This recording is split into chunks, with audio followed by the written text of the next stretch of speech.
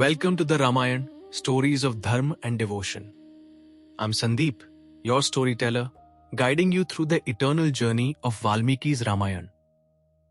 Our narrative draws deeply from Valmiki's original text and is enriched with stories from other Indian traditions, offering you a complete and immersive experience of this eternal tale. Share this podcast with your loved ones and let the timeless lessons of the Ramayana inspire your journey. In our previous episode, we witnessed one of the most intense and emotionally complex moments in the Ramayana. The war had ended, Ravan had fallen, and Lanka had begun its journey toward Dharma under Vibhishan. But victory did not bring immediate peace. We saw Ram stand torn between Raj Dharma and his role as a husband. In front of the world, he spoke harsh words to Sita, not out of doubt, but to remove all doubt forever. We witnessed Sita rise with strength and dignity, defending her honor with truth. And then, in a moment that shook the heavens, she stepped into the fire, not in despair, but with unshaken faith. We saw Agni himself return her, untouched and radiant, proving her purity before all three worlds. We saw Ram reveal the deeper truth behind his actions, where duty demanded sacrifice, even at a personal cost. And finally, we witnessed their reunion, where love, truth, and dharma stood together once again. In today's episode, we move beyond that moment of fire and truth, into the quiet that follows. We will step into a night where the war is over, but emotions are not yet settled. We will witness Lakshman question Ram, not with anger, but with confusion and pain. As he tries to understand the harshness he saw, we will see Ram open his heart, revealing the burden he carried as a king and the pain he hid within himself. We will witness a deeply human conversation between Ram and Sita, where love, trust, and understanding are rebuilt after the storm. From there, we will see the divine once again step forward, as the gods bless Ram and reveal the next path of his journey. We will witness a son meet his father once more, as King Dashrath returns from the heavens to bless his children and bring closure to a long separation. We will see Ram's selfless heart, as he asks not for himself, but for the lives of those who fought for him.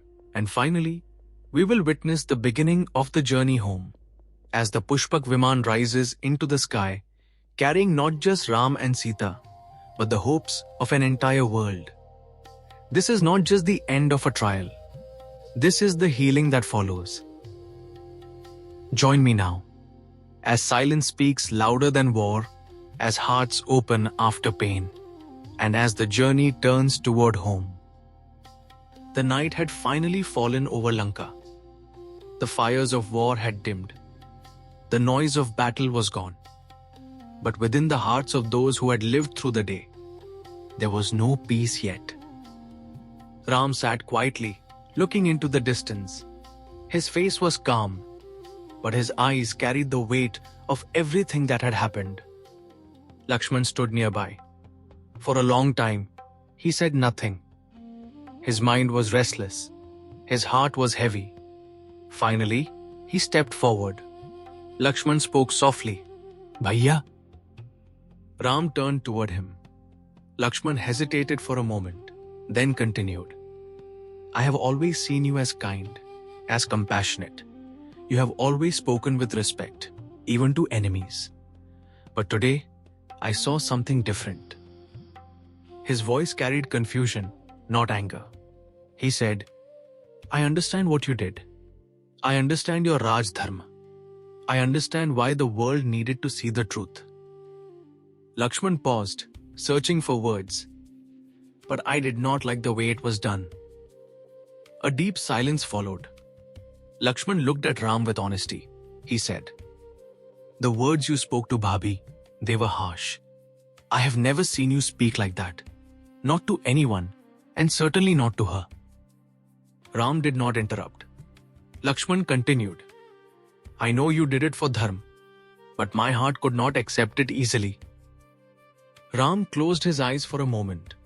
When he spoke, his voice was soft and heavy.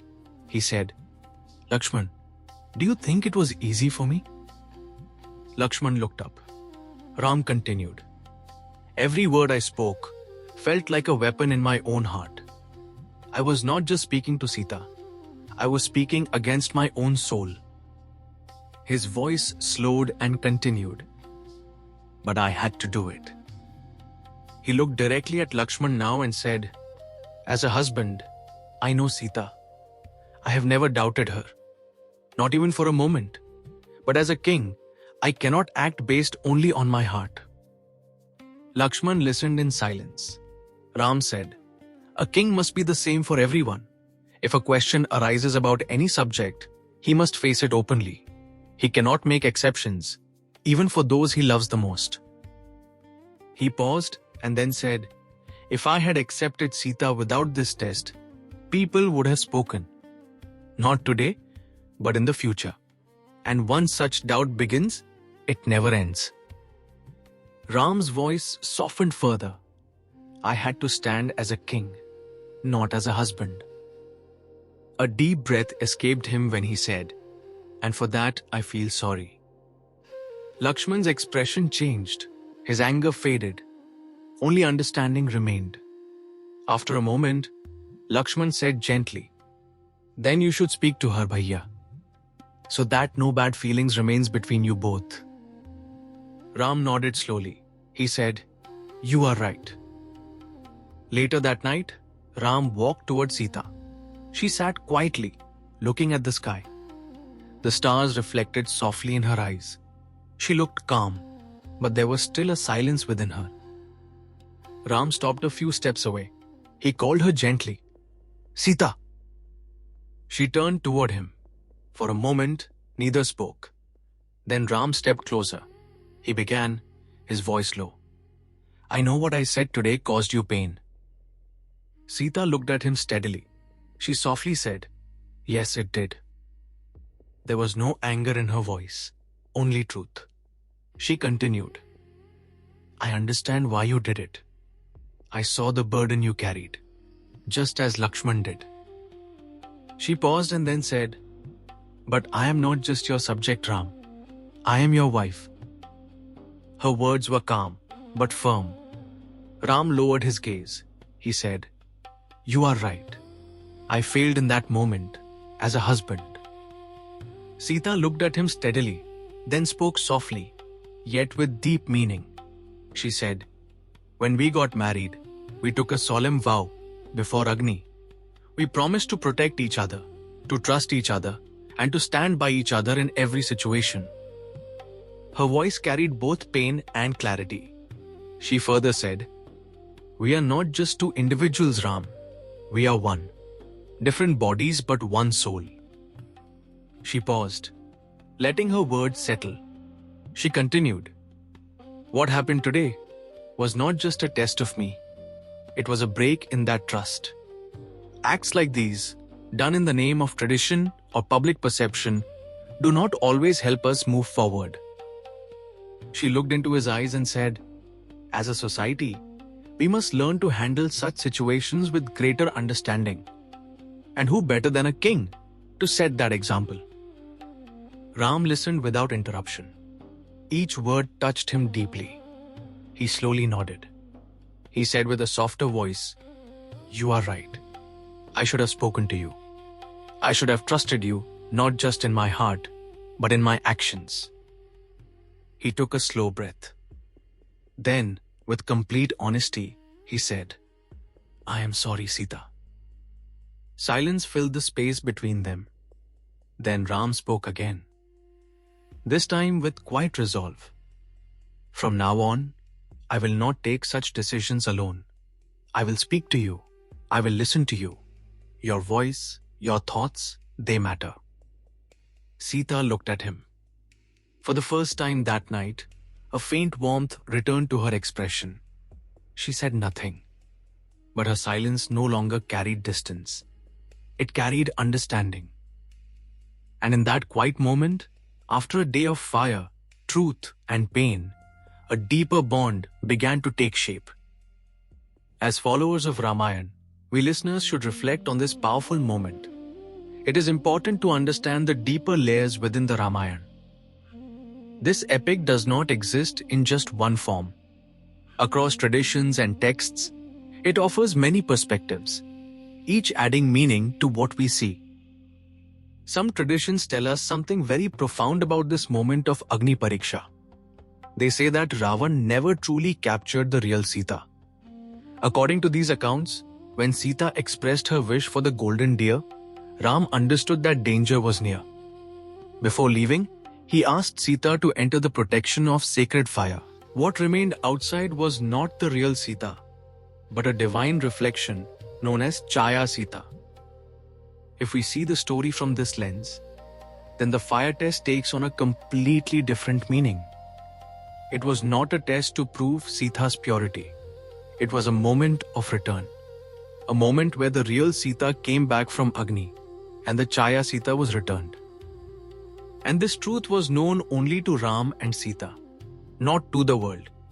So when Ram asked for the fire test, he was not doubting her. He was completing a divine process, while also fulfilling his duty as a king in front of society. This is where the complexity of Ram's character becomes clear. On one side, he protected Sita's true honor completely, ensuring that not even Ravan had touched her. On the other side, he allowed himself to be seen as harsh, even unfair, in the eyes of the world. He took the burden of that perception upon himself. He accepted the criticism, so that Sita's purity would remain unquestioned, not just in truth, but in the eyes of society. This is not a simple moment. It is a deeply layered one. It shows us that dharma is not always about choosing between right and wrong. Sometimes, it is about choosing between two difficult truths and bearing the cost of that choice. And perhaps, that is why the Ramayana continues to be discussed, debated, and understood in many ways. Because its truth is not always simple, but always profound. Next day, the fire of test had settled. And now, the moment had come where the divine itself stepped forward. Among the celestial beings, God Shiv stood watching Ram. There was deep admiration in his eyes. For ages, God Shiv had worshipped Ram with complete devotion. And yet, in this very moment, Ram stood before him with folded hands, offering respect in return. Such was the beauty of their bond, where the worshipper and the worshipped saw each other as one. God Shiv stepped forward and spoke, his voice calm yet filled with power. Ram, you have lifted the shadow of fear from this world. Ravan's end was not just the fall of a king, but the removal of darkness that had spread across all three worlds. Ram gently lowered his gaze and spoke with folded hands. God Shiv, my father was the king, and in his absence, my brother Bharat holds that place. My father promised to Mother Kaikeyi that Bharat shall be the king of Ayodhya. I cannot become king unless my father and my brother Bharat wish it. I have no desire for the throne. His voice was calm and sincere. He continued, I only wish to return, fulfill my duty, and stand by their will. God Shiv looked at Ram with deep satisfaction. Pleased by his humility and detachment, he said, Ram, this is why you are who you are. Go, speak to your father. Let his words guide you. He paused, then added, and there is one more duty. Your father, King Dasharath, waits to see you. Ram looked up. At that very moment, the sky above shone with a golden light. A divine chariot appeared, glowing like the sun itself.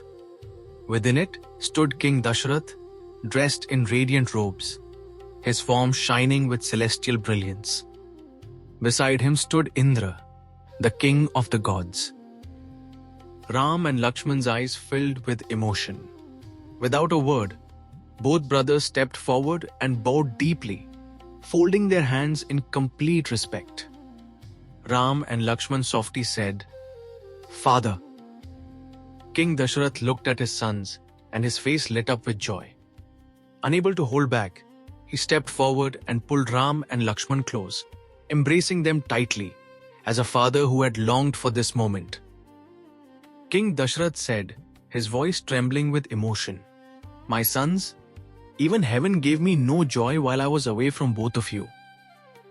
He held Ram close, then said, "But today, seeing you safe, seeing your exile complete, seeing your enemies defeated, my heart is finally at peace." He looked at Ram with pride and said, "You have done what no one else could. You have upheld Dharma. You have fulfilled your promise. But you're not just my son. You are the Supreme, who has taken birth to restore balance." His voice carried both love and realization. He then said, "I have also heard your conversation with God Shiv. Your humility has pleased me. I bless you, Ram, to become the king of Ayodhya." Ram listened with folded hands, but he gently replied, "Father, let me first return to Ayodhya. Let me see Bharat, who has carried this burden with such devotion. Only if he agrees, only if he wishes it, will I accept the throne." His voice was calm and sincere. He continued, "I do not seek the kingdom for myself. I only wish to fulfill Dharma." Dasharath looked at him with even greater pride. In that moment, he saw not just a son, but the very ideal of righteousness standing before him. Ram, folding his hands again, spoke with humility, "Father, I have one request." King Dasharath looked at him. Ram gently said, "Please forgive Mother Kaikeyi and Bharat. In your last moments, you spoke words of anger. I ask you to take those words back." A deep silence followed. Then King Dasharath nodded. He said, "So be it. I forgive them. Let no shadow remain in our family." King Dasharath then turned toward Lakshman. His eyes softened with affection. He said, "Lakshman, my son, your devotion has no equal. You stood by Ram through every hardship. Through you, Dharma has been served. Continue to serve him, for he is not just your brother. He is the one whom the three worlds worship." Lakshman bowed deeply. Then King Dasharath turned towards Sita. His expression became gentle, like a father speaking to his daughter. He softly said, "Sita, hold no anger toward Ram for what happened." Sita looked at him quietly. King Dasharath continued, "He did what he had to do, not to hurt you, but to protect your honor before the world. What you have done, your strength, your truth will be remembered forever." His voice carried pride when said, "You have shown a purity that stands above all tests." Sita bowed her head. King Dasharath's heart felt complete now. He looked once more at Ram, Lakshman, and Sita, his family. Then slowly, he stepped back into the divine chariot. The light around him grew brighter. With one final glance, filled with love and satisfaction, King Dasharath ascended back toward the heavens, returning to Indra's celestial abode. And as the chariot disappeared into the sky, a deep sense of closure settled upon the earth. As the light of King Dasharath's chariot faded into the sky, the battlefield once again became still. But the presence of the gods had not yet left. Among them, Indra, the king of the heavens, stepped forward. Ram stood before him with folded hands, calm and humble. Indra looked at him with deep satisfaction. He said, "Ram, no one meets the gods face to face and returns without a boon. Ask for anything your heart desires." The entire assembly watched. After everything that had happened, after war, loss, and reunion, this was a moment where Ram could ask for anything: power, wealth, glory. But Ram did not hesitate. His mind did not turn toward himself. Instead, he spoke with quiet firmness. Ram said, "If you truly wish to bless me, then grant life to those who gave their lives for me. Indra listened closely. Ram continued. These Vanar and Bear warriors left their homes, their families, their loved ones. They counted their own lives as nothing. They fought not for themselves, but for Dharma and for me. His voice carried deep gratitude as he said, They gave everything. I ask that they be freed from their wounds, their pain, and their death. Let them rise again, stronger than before, and return to their families. A silence followed. Then Ram added one more wish. He said, And wherever they choose to live, let the land bless them. Let rivers flow with clear water. Let trees bear fruits, roots, and flowers in abundance in every season. This was Ram. Even in victory, he asked nothing for himself. Indra looked at him, thoughtful. He said, To bring back the dead in such numbers is no small thing, but a promise made must be fulfilled. He raised his hand and said, So be it. At that very moment, something extraordinary happened. Across the battlefield, where countless warriors had fallen, movement began. Bodies that lay still stirred.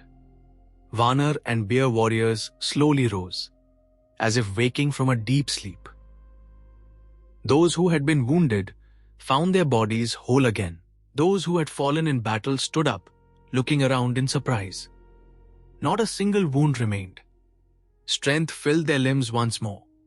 They looked at one another, confused at first, and then filled with joy. A great cheer rose across the field. Life had returned. Indra looked upon the scene with satisfaction. The other gods stepped forward one last time. They said, Ram, your work here is complete. Return now to Ayodhya. Your people wait for you. Bharat waits for you, living in austerity, holding your place. Your mothers wait for you. It is time for your coronation. Ram listened quietly. The journey ahead was now clear. With their task fulfilled, Indra and the celestial beings returned to their radiant chariots. The sky once again filled with light as they ascended back to the heavens. Ram and Lakshman bowed deeply in respect. As the divine presence disappeared, the battlefield felt different. Not like a place of war anymore, but like a place where Dharma had been restored. Ram then turned to his army, now alive, joyful, and full of energy. He said, Rest now. The Vanar and Bear warriors, filled with gratitude and happiness, slowly settled down. Under the soft light of the moon, the vast camp became peaceful. For the first time, there was no fear, no urgency, no battle ahead, only rest, and the promise of a journey back home. The next morning, Lanka woke to a different kind of peace. The air felt light. The fear was gone. The sounds of war had been replaced by calm. Ram had rested, but his mind was already set on what lay ahead. Vibhishan approached him with deep respect. Behind him stood attendants carrying fragrant oils, fine garments, and sacred items for a royal bath. He said, Ram, please allow us to serve you. Accept these royal comforts. You have endured so much. Ram looked at him gently and shook his head. He softly said, Vibhishan, how can I accept such comforts? His voice carried quite emotion. He said, My brother Bharat lives in hardship because of me. He has given up all royal pleasures. He waits for me, living like a hermit. Ram paused and then said, While he suffers in my name, how can I think of luxury? The attendants lowered their gaze. Ram continued, I have spent 14 years in the forest. Simple living has become my path. My only wish now is to return to Ayodhya without delay. Vibhishan understood. He folded his hands and said, If that is your wish, then there is a way. The Pushpak Viman can take you to Ayodhya in a single day. Ram looked at him. Vibhishan explained, "This divine chariot was built by Vishwakarma. It once belonged to Kuber before my brother took it. It moves as per the will of the one who rides it." Then, with humility, he added, "But before you leave, I request you, please accept my hospitality, even if only for a short while." Ram smiled faintly.